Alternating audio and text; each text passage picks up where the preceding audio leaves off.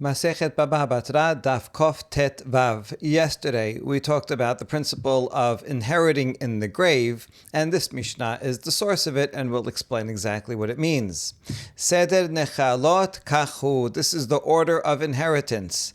Ish ki yamut uben en lo va'abartem et nachalato lebito ben kodem lebat. Okay, so first a simple matter. If someone dies and he has no son, then you transfer the inheritance to the daughter. We learn from here that first, everything goes to a son, if a person has a son. If a person has no son, then it goes to the daughter next. Kol yosei yerecho shel ben kodmin labat. But here's the thing.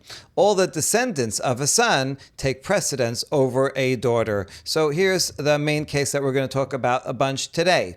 If, let's say, you have a father who has a son and a daughter. That son himself has a daughter. That's the granddaughter of of the father or grandfather.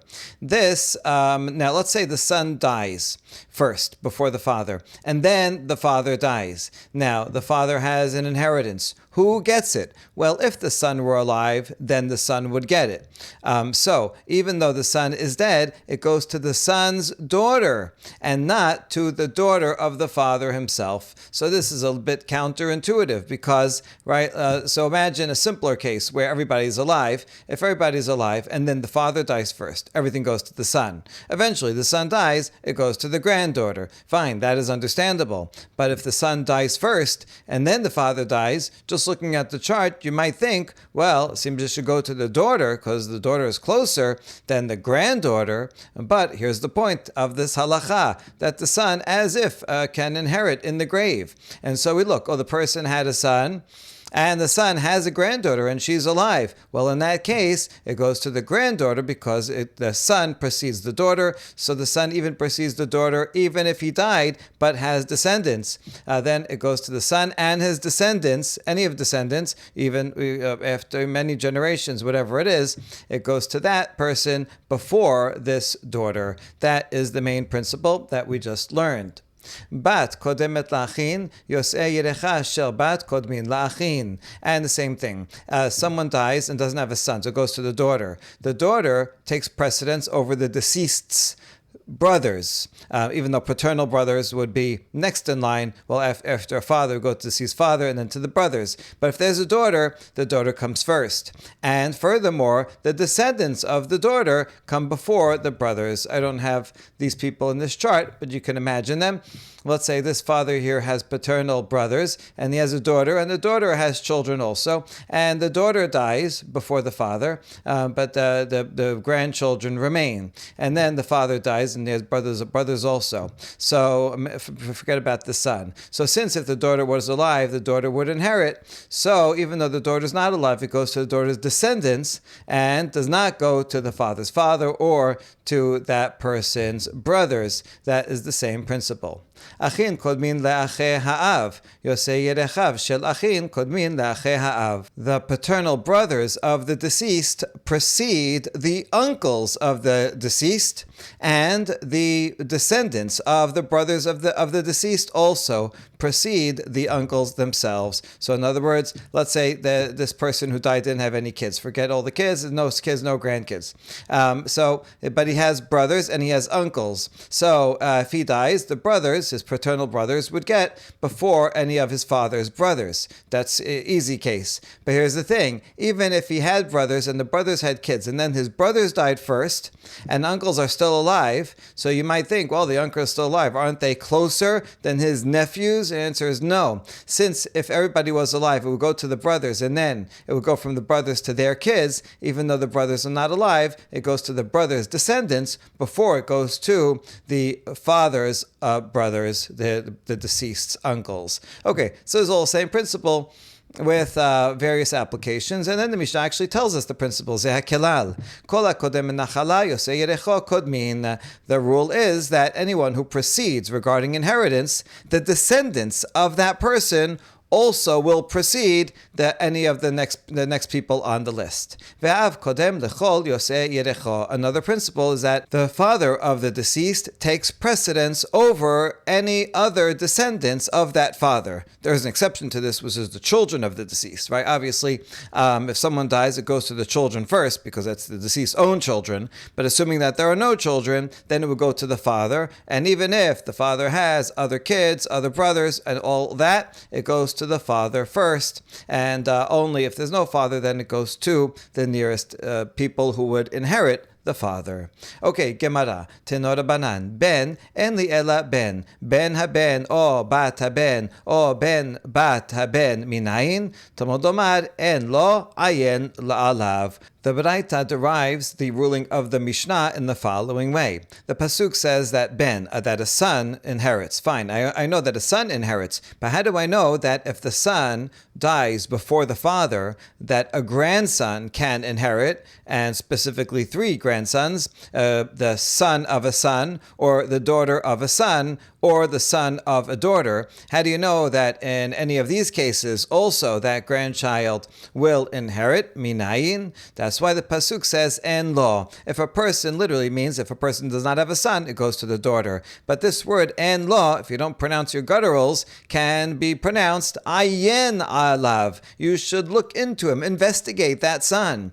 A person he doesn't have a son. Did he have a son? Oh yeah, he had a son but died. Okay, are there any living descendants from that son? Oh yes, there is a grandson, right? That son had a son or had a daughter, or he had a daughter and that daughter had a son. So in any of those cases, the grandchild will inherit and will inherit the same way the son, if he were alive, would inherit and would take precedence over a sister, over a paternal uncle, over a grandfather, over everybody else.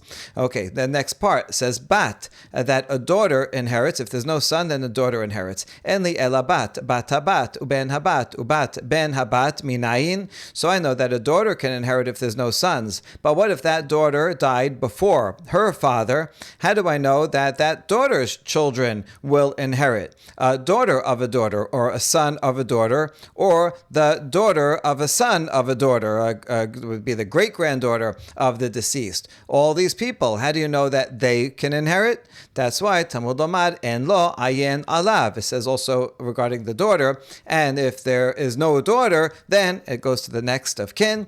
And so it says also en lo, which we can read ayen alav. Go investigate that daughter and see first, are there any descendants of the daughter? Only if not, then it will go to the father or to the brothers and to the uncles and so on. So that's the source. Ha-kesad nachala me-mash meshet veholechet ad Reuven. What you'll do is you'll go and investigate and go all the way back to Reuven, the son of Yaakov. In other words, if you have someone, and let's say it's a very small family, and this person doesn't have children and doesn't have brothers, and so you have to go back a generation, and you go back a generation, and that person is not alive either, so you go back another generation. If this person originally was from the tribe of Reuven, then theoretically, if you have a real good family tree, you could trace this person and go all the way back to Reuven, the son of Yaakov, and then you can go and find any living descendants from Reuven, and then so you go back 100 generations, and then go back forwards 100 generations and find a long lost 100th cousin. It'll go to that person. So that's the way it works. You're always going to find the nearest of kin and look at all their descendants first. And if the nearest of kin is back at Reuven, then you go to all their Reuven's descendants and you'll find some long lost cousin, and that person will inherit. Jacob. Now, while you're at it, why are you going back to Reuven? Why don't you say go all the way back to Yaakov? So any Jew potentially could inherit any other Jew if they are the next of kin, cousin from Yaakov. Very beautiful answer. We learned that an entire tribe will never be eliminated. Although we talk about the lost 10 tribes, well, they're not whole tribes because they went into exile from the northern kingdom back in the time of Assyria in 722 and didn't hold on to their identities. But there are individuals still that remain from those 10 tribes. They're not actually completely lost. We just don't know how to identify them. One day, maybe we'll figure out who is who, and then you can go back. But there's never going to be a time when there's no descendants at all from any tribe, any one tribe. So if someone's from Reuven, they'll always be able to find some distant cousin that can inherit them from the tribe of Reuven. So you don't have to go back all the way to Yaakov. אמר רב הונא אמר רב, כל אומר תירש בת עם בת הבן, אפילו נשיא שבישראל אין שומעים לו, שאינן אלא מעשה סדוקין. And now we're going to learn about a very important controversy on this matter. Rav Huna said in the name of Rav, anyone who says that a daughter should inherit equally with the granddaughter, with the daughter of a son, even if that person who says so is the prince of the Jewish people, even if it's a king or the head of the Sanhedrin or a person of great authority, do not listen to that person, because this is the way of the Sadducees. There were times when the Sanhedrin itself was run by Sadducees. And so even though the Sanhedrin says it, even though the highest court in the land and the people says so, that doesn't mean that they're right. It could be that it became corrupt and is run by heretics. So we're talking about this very case when you have a father who has a son and a daughter, and the son has a granddaughter, and the son dies first, and then the father dies. So according to the rule that we just saw, well, who should inherit first? It would be the son. The son is dead? Wait, don't go to the daughter yet. First we have to ayin alav. Let's examine. Does the son have any descendants? Yes, he has a granddaughter. Okay, so then the granddaughter gets 100% of the inheritance, and the daughter gets nothing. Although it seems unfair, well, that's the order of inheritance. And anyone who says that the daughter and granddaughter should share equally, do not listen to that person. That's what the Sadducees say. דתניא, בארבעה ועשרים בטבת תבנה לדיננה, שהיו סדוקים אומרים תירש הבת עם בת הבן. And this baraita is a quote from Megillat Ta'anit. The Megillat Ta'anit is one of the most ancient works of oral law. It's a list of about 36 happy days, holidays for the Jewish people, where that the rabbis had instituted during the time of the second Bet HaMikdash to celebrate various victories from the Hashmonaim over the Greeks, or later on over the Romans. And in this case, it's actually a victory of the Pharisees over the Sadducees, because on the 24th of Tevet, that's the day that this happened, so you can't no fasting and no eulogies on this day, because the law returned to our law.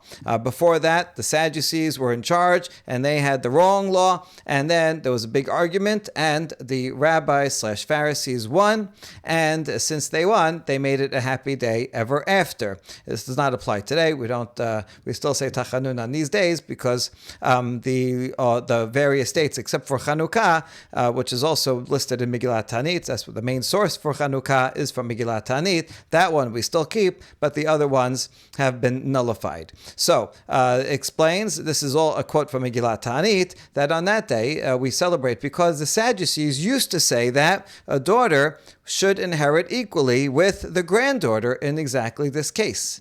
And there's a story behind it. Nitpa lehen Rabban Yochanan ben Zakkai amar lehem shotim minaim ze lachem. And so one time Rabban Yochanan ben Zakkai, the great sage, the one who snuck out of the walls of Jerusalem during the siege of the Romans before the Bet HaMikdash was destroyed, and asked for Yavne Chachameha, a great visionary and the greatest leader of that generation. So he planted himself within the Sadducees, like, okay, I'm going to come join your meeting. And he said, fools, what source do you have for this? Of course, the Sadducees follow the Torah in a more literal way and deny the oral law. So it says, where are you getting this? I want to argue with you.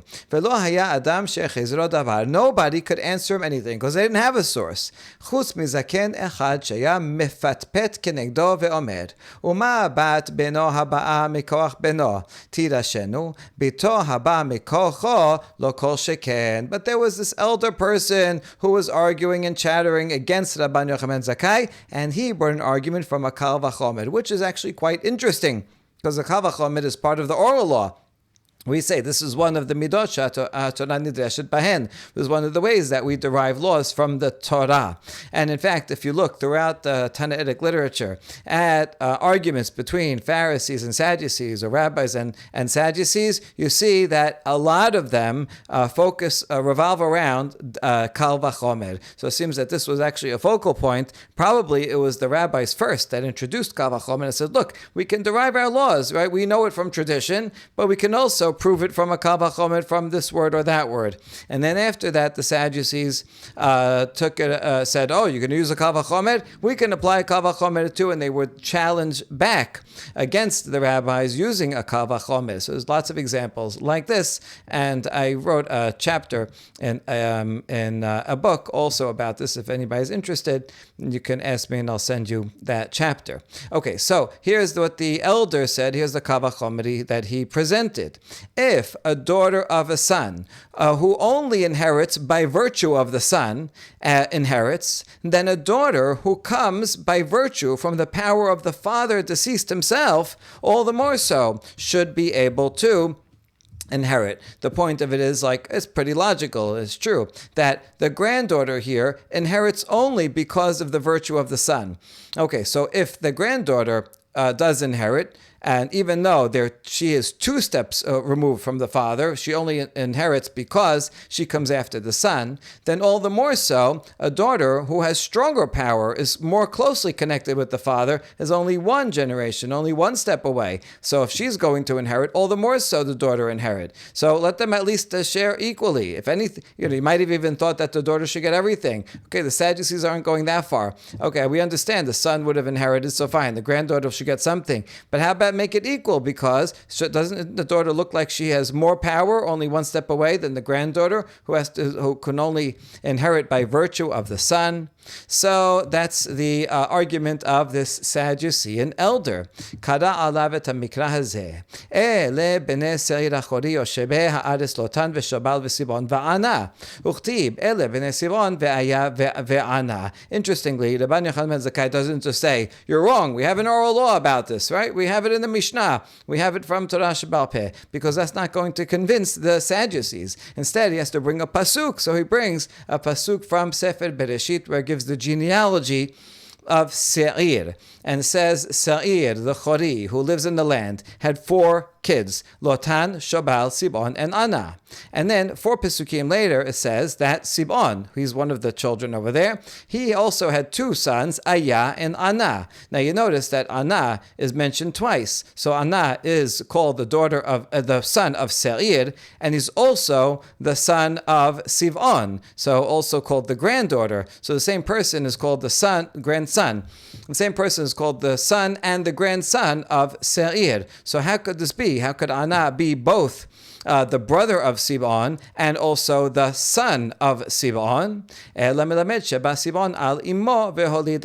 must be that Sibon had relations with his own mother and had Ana. Therefore, Ana is his brother and is also his son. That's why it's mentioned in both places. What's the point for us? It's not the incest part of it that is the point of the proof, but rather that it calls Ana the son of Seir, even though it's actually not technically his son, it's his grandson. I mean, it's also his stepson, but not his son.